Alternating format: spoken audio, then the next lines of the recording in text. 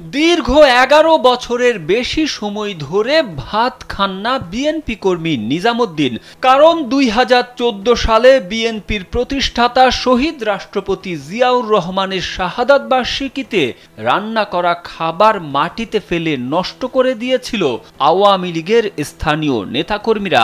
তখন নিজামুদ্দিন প্রতিজ্ঞা করেছিলেন বিএনপি রাষ্ট্রীয় ক্ষমতায় না আসা পর্যন্ত ভাত খাবেন না।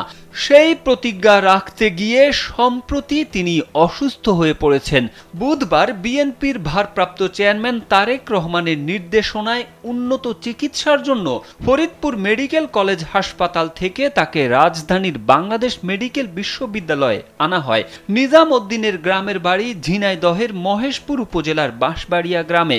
এর আগে দুপুরে নিজামুদ্দিনের শারীরিক অবস্থার খোঁজ খবর নিতে বিএনপির স্বাস্থ্য বিষয়ক সম্পাদক ডাক্তার রফিকুল ইসলাম এবং আমরা বিএনপি পরিবারের আহ্বায়ক ও বিএনপি মিডিয়া সেলের সদস্য আতিকুর রহমান রুমনের নেতৃত্বে একটি প্রতিনিধি দল ফরিদপুর যায়। ফরিদপুর মেডিকেল কলেজ হাসপাতালে চিকিৎসাধীন নিজামুদ্দিন এবং তার স্বজনদের প্রতি তারেক রহমানের সহমর্মিতার বার্তা পৌঁছে দেন তারা।